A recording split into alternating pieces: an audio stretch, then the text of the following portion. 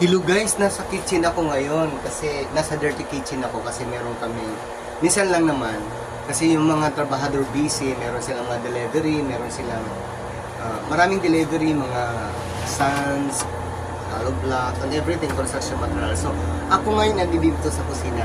Ang lulutuin ko ngayon para sa ulam nila ay isdang tuna. Ayan, oh, tuna. So alam niyo ba, gigisahin ko lang ito, hindi ko tutulain. So ginisat siya, tapos kasama yung bobbies, ay yung pigsay. Dahil dito sa kusina, nandito ako lagi, nandito yung pamangking ko, tumutulong na siya mag hiwa-hiwa ng gulay. Yun. Tapos yung sibuyas namin nandun nakabila, di siya rin ang pumili ng mga ganang sibuyas. So all the way 2024 yung mga ano ko ngayon. Yun. Siyempre pag-start ng 24, kung ano-ano na lang ginagawa ko na ipinapakita ko po sa inyo. So, ganun yun. So, kailangan talaga yung pag may mga trabahador kayo na STN, kailangan pakainin ng maayos para sa pagtrabaho nila is maayos din.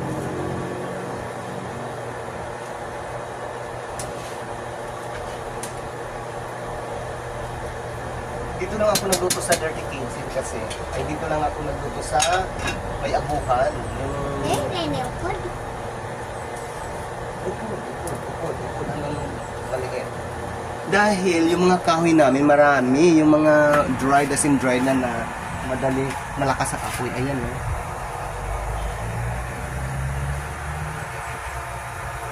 Oh, kasama pa yung oxygen ko. Di ba? Yung oxygen ko nakakatulong din para lumakas ang apoy.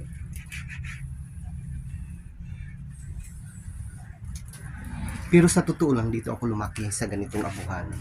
Yung maliit pa ako, gustong-gusto ko magsaing ng kanin, magpaksiw. Kasi yun lang naman ang alam ko dati, paksiw tsaka itlog na pinirito. Madali lang naman. Kasi yung itlog na pinirito, pag bansang kawali natin ay mainit na, lagyan ng mantika, crumble yung egg, yun na. So, yun. Kaya nandito ako ngayon sa kitchen. Nagluluto ng ulam para sa mga workers, para din sa amin. So yun, wala ako dun sa lutuhan kasi nandito ako sa kusina. Malaki, mahaba.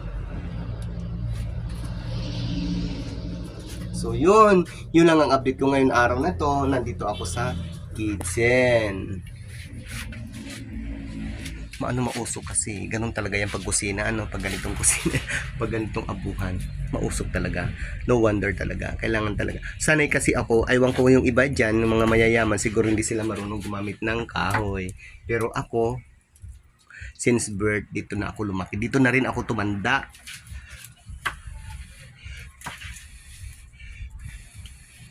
Kasama pa yung oxygen ko. Dito na ako. Meron naman kami gas range, pero mas maganda dito, nakakatipid-tipid kasi ang gas ngayon mahal. So anyway, anyhow, yun.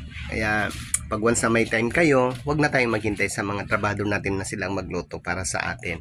Kailangan kung meron tayong extra, tayong pinapasukan nila, mag-isa tayo ng oras para sa kanila. Mahalin natin mga trabahador kasi pag wala sila, wala kang income. Totoo yun. Bye-bye. Ito na po yun. Tinan nyo. Asan ang luwag, bebe assistant? Ayan, gamit ang dried na kahoy. So ito na po yung luto ko. Ayun o. Tuna ito. Ginisa ko to para sa mga trabahador. Kasi siyempre weekend ngayon.